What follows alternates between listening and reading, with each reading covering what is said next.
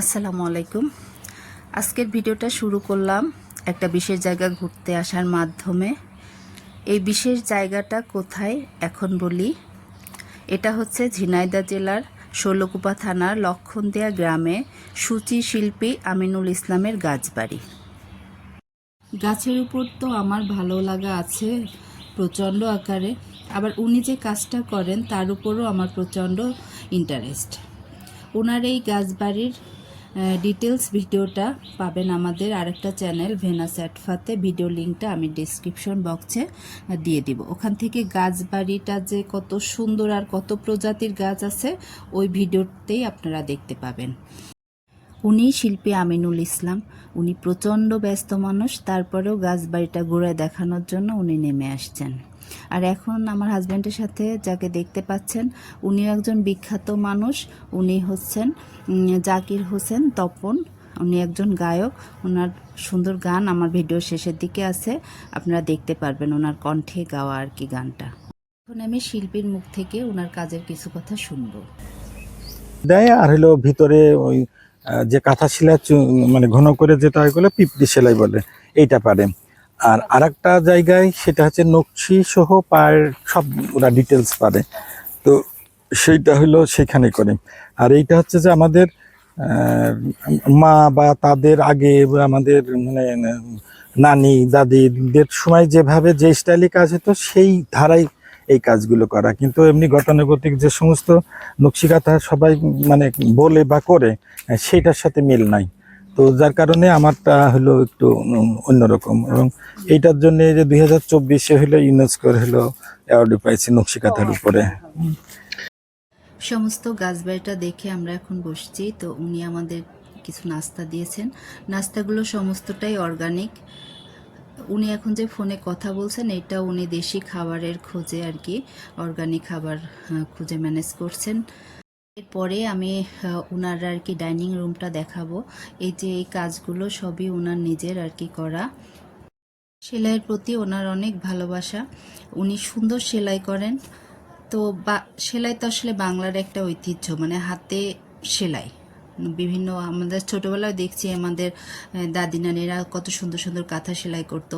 তো এটা তো আসলে এখন অনেকটাই বিলীন হয়ে যাচ্ছিল। তো এই বাংলার ঐতিহ্যকে টিকে রাখার জন্যই উনি আর কি এই সেলাই কাজ শুরু করেন। তো আক্তার বানু সেলাই কেন্দ্র আর কি গড়ে তোলেন ওনার এই গাছবাড়িতে। এখানে বর্তমানে আর কি 2000 মানুষ প্রত্যক্ষ ও পরোক্ষভাবে এই কাজের সাথে যুক্ত। বাংলা সেলাই নামে একটি ব্র্যান্ড তৈরি করেছেন তিনি, এবং আড়ংয়ের সঙ্গে তার দীর্ঘদিনের ব্যবসায়িক সম্পর্ক রয়েছে। ওনার বাড়ির প্রতিটা দেওয়ালে শিল্পের ছোঁয়া আর কি, ওনার বানানো বিভিন্ন ওয়ালমেট দিয়ে সুন্দর করে সাজানো। এখন আমরা শিল্পী জাকির হোসেন তপনের গাওয়া গান শুনব।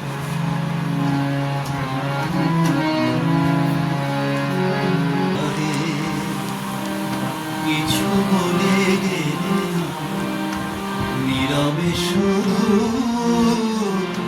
রইলে যে কিছু কি ছিল না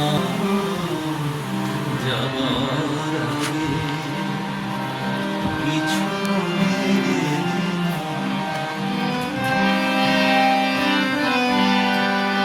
30 বছরের বেশি সময় ধরে তিনি আড়ংয়ের প্রডিউসার হিসাবে হাতের কাজে তৈরি বেড কভার, কুশন কভার, পর্দা, টেবিল ক্লথ, রানার, সালোয়ার কামিজ, শাড়ি সাপ্লাই দেন। এখন আমি বাসায় কিছু রান্না বান্না করব। এটা হচ্ছে শনিবার আর আমরা গাছবাড়িতে গিয়েছিলাম হচ্ছে শুক্রবারে। তো ওই দিন আর কি আমি কোনো রকম বাচ্চাদের জন্য কিছু একটু রান্না করে রেখে চলে গিয়েছিলাম। তো আজকে বাসায় একটু রান্না করব। তো রান্না করছি আর কি, এটা হচ্ছে কচুরমুখী ঘন্ট করব। এটা আমাদের খুব পছন্দ, জানি না আপনারা কে কী খান। তো সেটা আর কি আগে সেদ্ধ করে নিয়েছি। এখন একটু পানি দিয়ে সমস্ত মশলাপাতি পেঁয়াজ মরিচ দিয়ে পানিটা যখন গরম হবে তখন আমি ওই সিদ্ধ কচুগুলো দিয়ে দিব।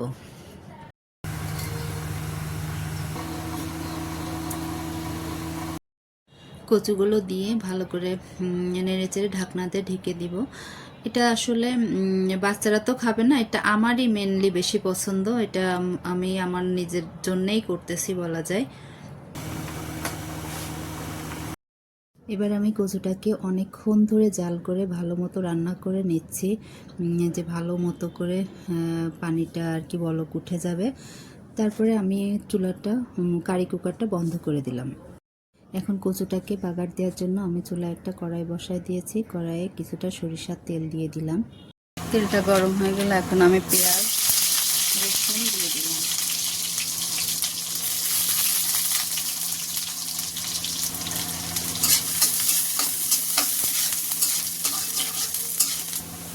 পেঁয়াজটা বেশ লাল হয়ে আসলে আমি এখন কিছুটা পাঁচফোড়ন দিয়ে দিলাম।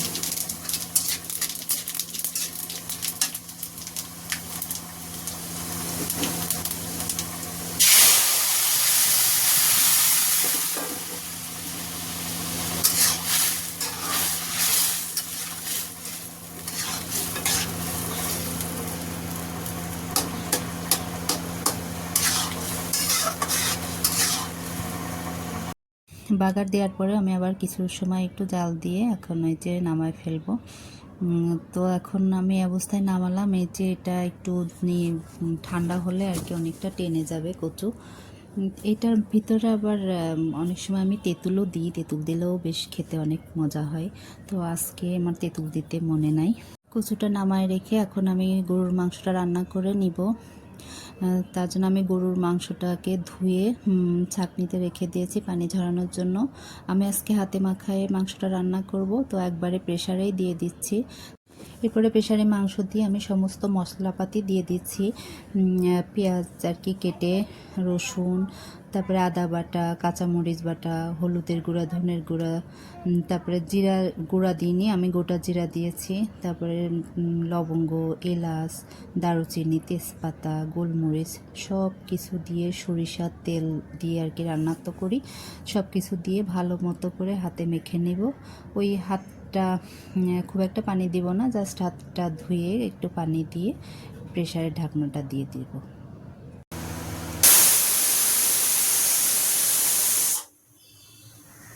তো আমি মাংসে কিছুটা আলু দিব, যার জন্য আমি একটু আলু কেটে নিয়ে এই ফ্রাই প্যানটার মধ্যে আমি আলুটা হচ্ছে ভালো করে ভেজে নিব। আলুটা ভেজে আমি আর কি আলুটা সবসময় ভেজেই মাংসে দেই।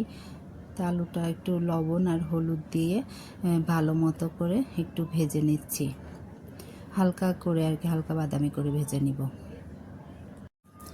আলুটা ভাজা হয়ে গেলে আমি চুলার মধ্যে আর একটা সসপ্যান বসায় দিলাম। দিয়ে ওই যে আমার মাংসটা যে প্রেসারে দিয়ে সিদ্ধ করে নিয়েছি, এখন এই সসপ্যানের মধ্যে ঢেলে নিয়ে আর কি কষায় নিব। তো মাংস আর কি ভালো মতো প্রেসারে দিয়ে জাস্ট সিদ্ধটা করে নিছি। নিয়ে এখন ওই যে সব আস্তে আস্তে যে মশলাপাতি দিয়েছিলাম ওগুলো কিন্তু সবই গলে গিয়েছে।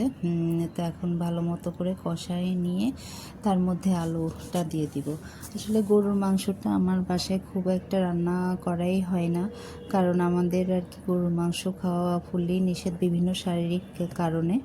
তো বাচ্চাদের তো আসলে গরুর মাংসটা খুব পছন্দ, তো ওদের জন্য আর কি মাঝে মধ্যে রান্না করা লাগে।